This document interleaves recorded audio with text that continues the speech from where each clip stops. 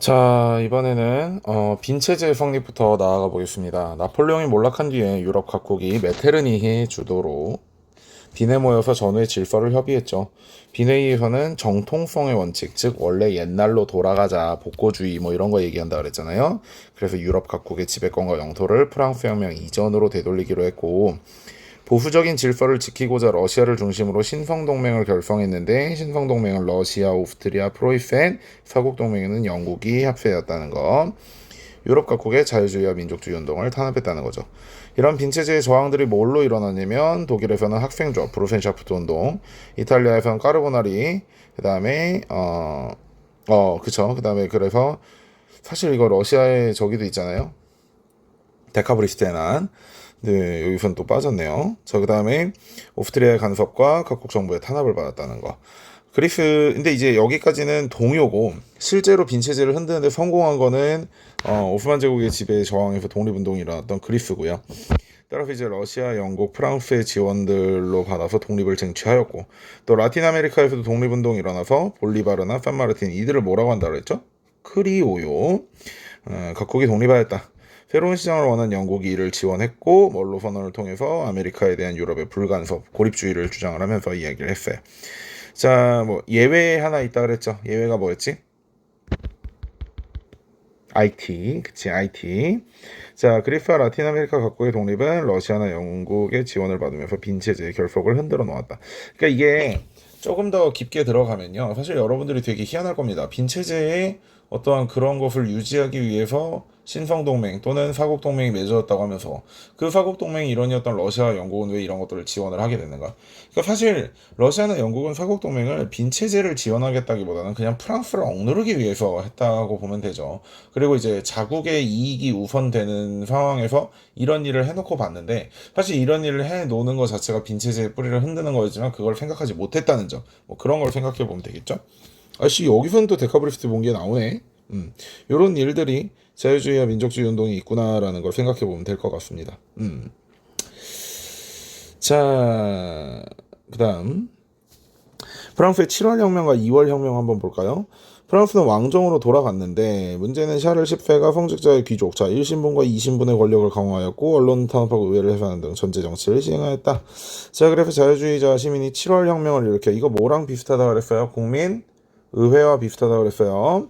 그래서 입헌 군주제를 수립하였고, 벨기에 독립과 유럽 각지의 자유주의 운동을 불러왔다. 요거 7월 혁명의 결과는 선생님 프린트가 훨씬 더 자세하니까 그 부분을 좀 더 자세히 봅시다. 루이 필리프의 7월 왕정은 소수 은행가 대지주가 부하 권력을 독점한 체제였다. 즉 우리가 아무리 서민들의 친구 오를레앙 공작 루이 필리프 이지랄 떨어도 결국 그들은 어쨌든 절대로 서민들의 친구가 될 수 없다는 거지. 선거권 역시 소수의 부유한 시민들에게만 주어졌다. 이거 진짜 똑같죠. 1791년 헌법하고 진짜 똑같죠. 선거권 확대와 시민의 자유의 요구가 점차 거세어졌고, 30년대 이후에 본격적으로 진행한 산업혁명을 통해 정치 세력으로 성장한 노동자의 불만이 높았다는 것.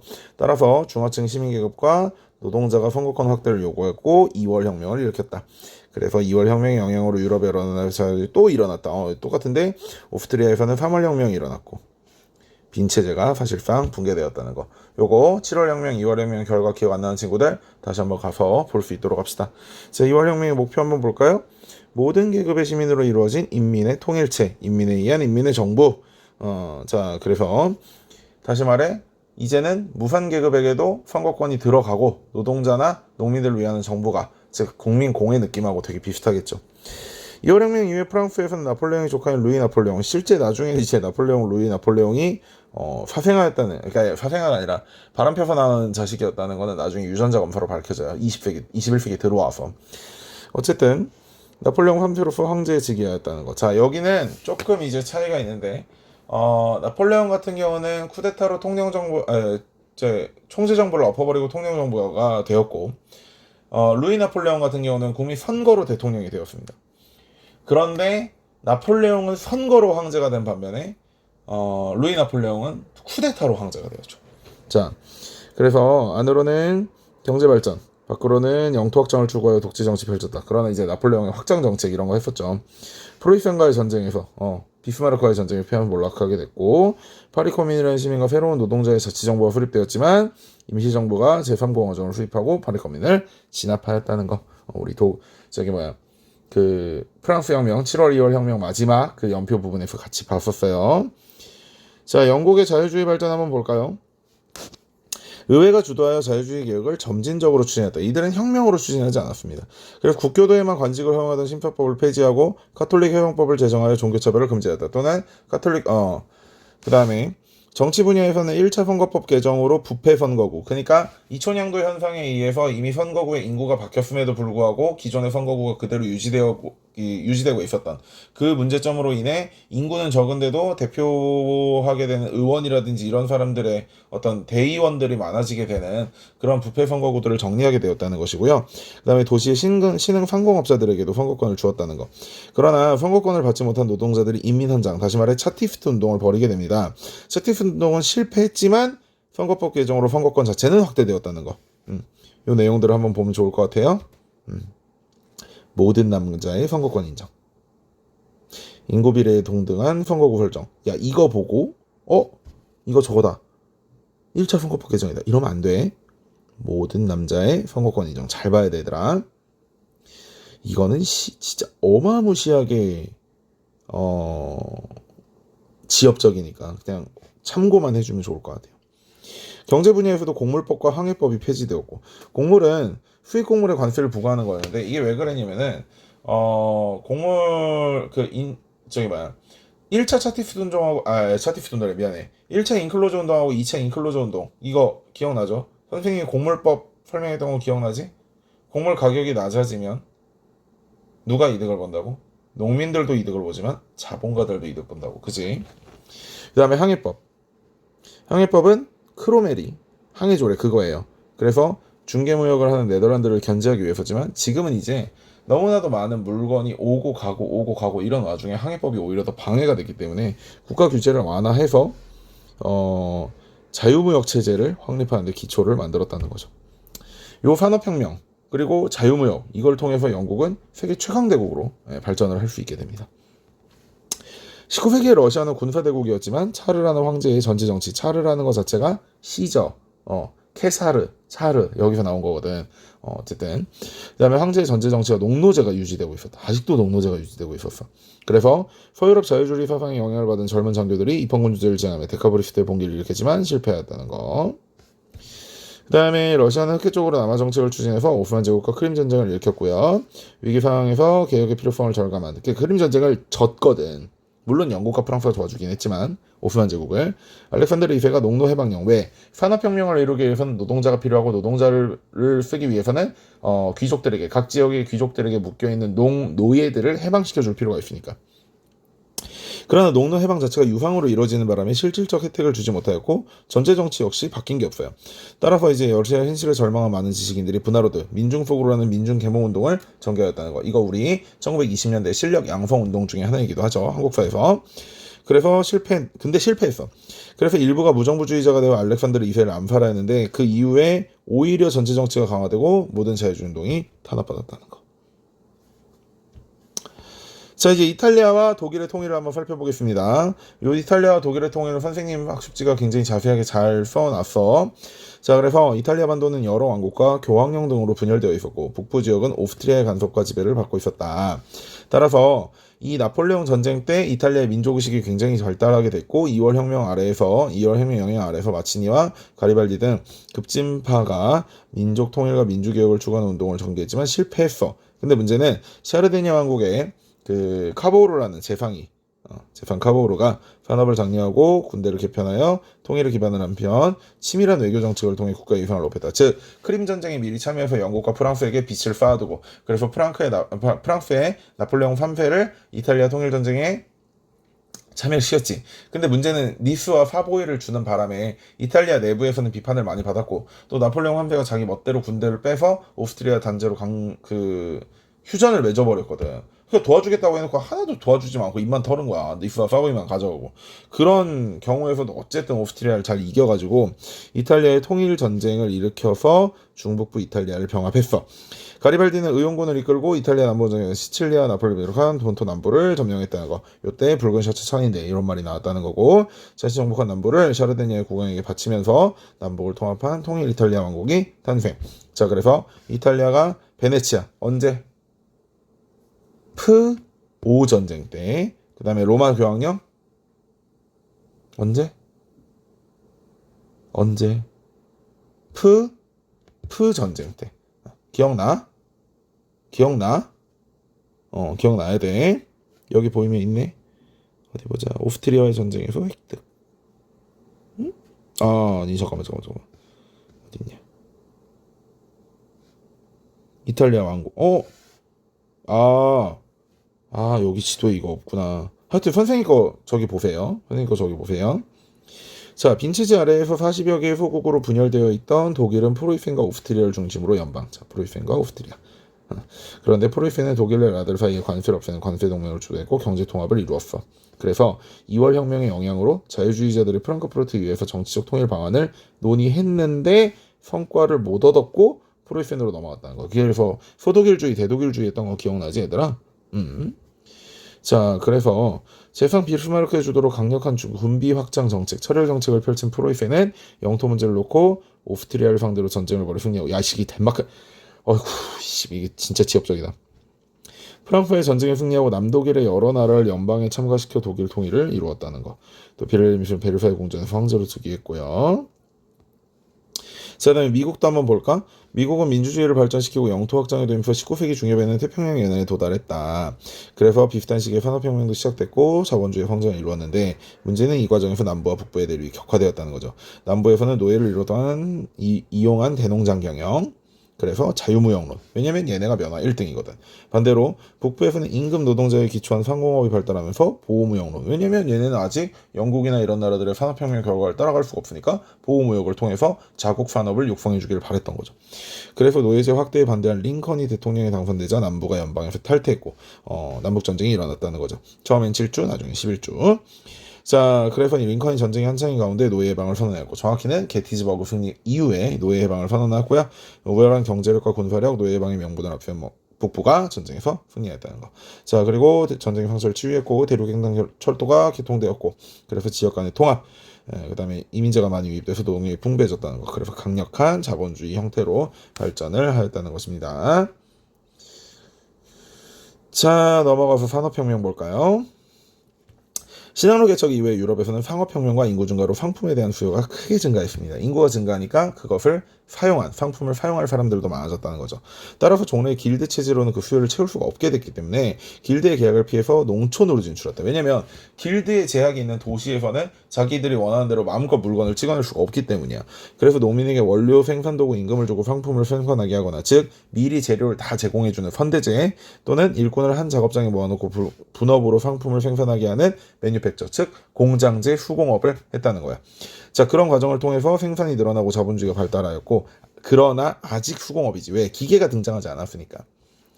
산업혁명은 기계의 발명과 기술의 혁신으로 일어난 산업상의 대변혁을 획득하게 되는 거고, 18세기 후반 영국에서 시작되었다는 거지. 자, 정치가 안정되었고, 도로와 운하의 건설 등으로 발달한 국내 시장, 철, 석탄 등의 풍부한 자원을 갖추고 있었고, 인클로즈 원종으로 토지를 잃은 농민이 도시로 몰려들어 노동자들이 많았고, 경험과 실험을 중시한 과학적 태도가 신기술의 발전을 이끌었다는 것. 이런 것들이 영국에서 산업혁명이 최초로 일어나게 된 원인이다라고 이야기할 수 있겠지.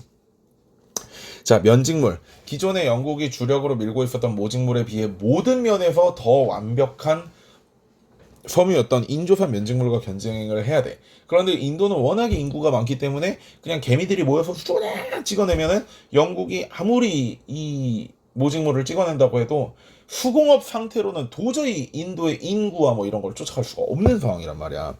따라서 면직물 생산의 기계화에 노력하게 됐고, 방직기와 방적기를 발명해서 실을 기계가 하는 건 좋은데 이 동력 자체가 일단 사람이 굴려야 되는 동력이었거든. 그런데 면공업이 영국 산업을 선도하게 됐죠. 그 과정에서 봐봐. 일단 교과서를 쭉 읽어볼게. 기술혁 신으로 전통적인 간의 수공업과 공정제 수공업이 서투리 쇠퇴하고 왜 수공업이 쇠퇴하고 공장제 기계공업이 발전했어. 기계를 중심으로 노동자들을 배치하고 노동과정을 중앙에서 효율적으로 관리하는 체제로서 대량 생산을 가능하게 했다는 것. 자본주의 경제체제의 발전을 촉진하였다. 원래 기계가 만들어지고 기계를 돌리는 게 사람이었지만 나중에 그 기계를 자동적으로 돌리게 되는 걸 발명하게 되는데 그게 이제 증기기관이라는 거예요. 자, 아마 다음번에 나올 거야. 자, 그렇지. 지금까지 사람이 굴리던 동력을 이제 더 이상 사람이 아니라 기계가 돌리는 시대가 된 거예요. 자, 그게 제임스 와트가 개량한 증기기관. 발명이 아니야. 개량이야. 개량. 증기기관을 발명한 사람이 누구냐는 학계에서 좀 논란이 있어요. 요거는 한번 여러분들 인터넷 찾아보세요. 한 2명 정도에서 이제 썰이 나뉩니다. 이제 그걸 개량한 게 제임스 와트고요. 석탄 채굴량이 많이 늘어나게 됐고 목탄 대신 석탄을 사용하면서 제철공업 분야의 효율성도 높아졌다. 요게 원래 증기기관이 석탄 채굴에 쓰이려고 만든 거거든. 자, 그래서 명공업이 시작된 산업혁명이 기계공업, 제철업, 석탄산업 등 여러 공업 분야로 이어질 수 있었다는 거고. 자, 이제 열심히 생산했고 만들었으면 이걸 운반하는 운송수단도 발전했지. 스티븐슨이 제작한 증기기관차, 풀턴이 증기선, 도로와 운하가 각지에 건설돼가지고 교통혁명을 촉진했다는 거. 통신에서는 모스가 유선전화를, 벨이 전화를, 그리고 마르코니가 무선전신을 발명했다는 것이죠. 다 선생님하고 했던 거야. 자, 18세기 후반엔 영국의 몇몇 지역과 일부 산업부만 산업화됐지만 19세기 들어서 유럽의 일부 지역에도 산업화가 시작되어서 유럽의 생산 수준이 인도나 중국을 능가하게 되었다. 이제 인구빨이 아니라 기계빨로 밀어붙이는 시대가 되었으니까. 19세기 전반에는 벨기에가, 그 다음에 프랑스, 그리고 유럽의 산업화는 각국의 상황에 따라서 점진적으로 이루어졌다는 거. 19세기 후반에는 독일과 미국이 강력한 공업국으로 등장했고 국가주도로 중화학공업 분야에서 급속한 산업화를 이루었어요. 보호무역을 시행했고 산업보조금 지급하고 기술자 양성을 지원했어. 이거 다 비스마르크가 한 거야. 미국은 풍부한 자원과 시장 노력을 바탕으로 중화학공업 분야에서 산업화를 성공적으로 투자했고 대규모 투자가 이루어지면서 경쟁력 있는 자본주의 경제체제가 발전하게 되었다. 그래서 사실 처음에 영국의 경공업 부분에서 시작된 어떤 그 산업혁명은 벨기에와 프랑스 때까지만 해도 경공업이 중심이 됐었지만요. 독일과 미국에서는 중화공업이 중심이 되면서 영국은 나중에 이걸 다시 한번 따라가기 위해서 여러 노력들을 하게 됩니다. 근데 이거는 이제 진짜 고등학교 완전 오버된 수준이니까 여기서 마무리 짓고 넘어가겠습니다. 자, 그런데 산업사회가 되면서 문제는 이제 어떤 그 사회적인 문제들도 당연히 등장을 하게 되겠죠. 자, 생산성 자체는 크게 향상되었고 생활이 풍요로워졌는데 도시에 집중되는 바람에 집중되고 교통과 통신 혁명을 통해서 인구와 물자의 이동이 자유로워지면서 농촌 인구가 대거도시로 이동해 도시 인구가 크게 늘었다. 자, 2000년대 현상이 일어나서 농업사회가 산업사회로 바뀌어간 건 좋은데 문제는 이거 다음. 자, 농업 생산이 향상되고 중립소득이 증가되면 영양 및 위생 등 환경이 개선되면서 꾸준히 인구가 증가했다. 그러니까 이젠 드디어 사람들에게 뭘 먹여야 다 아프지 않고 어떻게 먹어야 뭐 적당한 양을 먹었으면 이런 것들이 이미 다 이제 얘기가 되기 시작한 거고요. 그 다음에 인구 증가가 수요 증가와 시장의 확대로 이어져 지속적인 경제 성장, 이건 이제 인플레이션이라고 하게 되는 거죠. 단순히 화폐 가치가 오른다 이게 아니라 경제 성장, 경제가 호황기에 들어갔다고 보는 거죠. 따라서 공장주 같은 중간 계급이 사회 지도층으로 떠오르게 됐는데요. 산업자본가나 전문직 종사자로 생각한 부유층으로 물질적 풍요를 누리고 정치에 참여해서 영향력을 확대하게 됐다는 것. 근데 반대로 노동자들의 생활은 굉장히 비참했죠. 열악한 작업 환경에서 저임금, 장시간 노동에 시달려야 됐고 여성과 아동까지 일터로 내몰렸고 기계의 확산으로 일자리를 잃을지 모른다는 두려움을 안고 살았고 따라서 러다이트 운동 같은 것이 일어났다. 시간 엄수와 근면함이 감정하면서 엄격한 규율을 지키도록. 급속한 도시화로 인해서 도시 인구가 과밀해지고 상업도를 비롯한 각종 위생 및 편의시설이 부족해서 사람들의 생활이 불편해졌고 웃기는 거지. 시발 여기서 아까 뭐라 그랬지? 아까? 사람들의 생활이 편해졌다 뭐 이런 소리 있었는데 그런 말 없었나? 나 본 거 같은데. 생활이 풍요로워졌다. 뭐 편해졌다. 그래 그건 아니네. 건강마저 위협받았다. 이런 것들 때문에 나오게 된 게 뭐였어? 그치, 세균학, 파스들, 위생학 이런 거였잖아. 그치? 자, 가난한 노동자의 거주지에서 심각하게 나타났다. 자, 요런 거 한번 읽어보세요. 대박이라니까. 6살 때부터 이랬대. 아침 9시부터 저녁 7시. 야, 이 몇 시간인지 계산해봐, 씨. 채찍질. 대박이라니까. 자, 그래서 이런 것들을 극복하기 위해서 노동운동이 등장하게 됐죠. 자, 기계 탓이라 생각해서 왜 기계들이 자신들의 일자리를 빼앗았다 뭐 이런 걸 해가지고 기계 파괴 운동, 러다이트 운동을 하게 되었고요. 공장주의 이익을 대변한 정부가 탄압에 실패했다. 당연하지. 부수면 그것이 물어내라고 하겠지. 자, 그 다음부터는 노동조합을 결성하게 됐고 이를 합법화하기 위한 운동을 벌였다. 자, 노동 환경을 개선하기 위해서 노력하였고 참정권을 얻기 위해 정치권에 압력을 가하고 대변하는 자신들의 이익을 대변하는 정당을 지지하기도 하였다. 자, 그래서 19세기 중엽 이후 노동조합은 노동자들의 대표로 점차 인정받게 되었다는 거.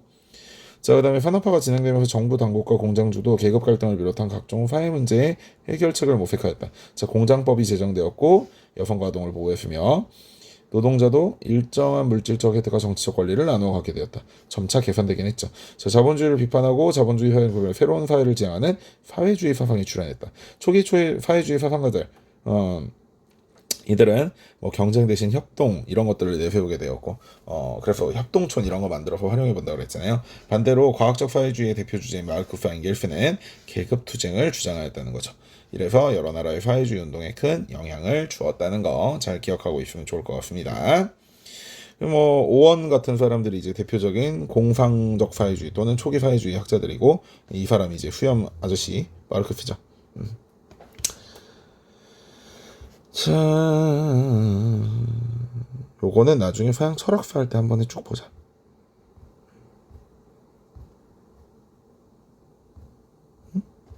이제 제국주의죠. 자, 오늘 여기까지 교과서 읽기 마무리해 보겠습니다. 고생했습니다. 안녕.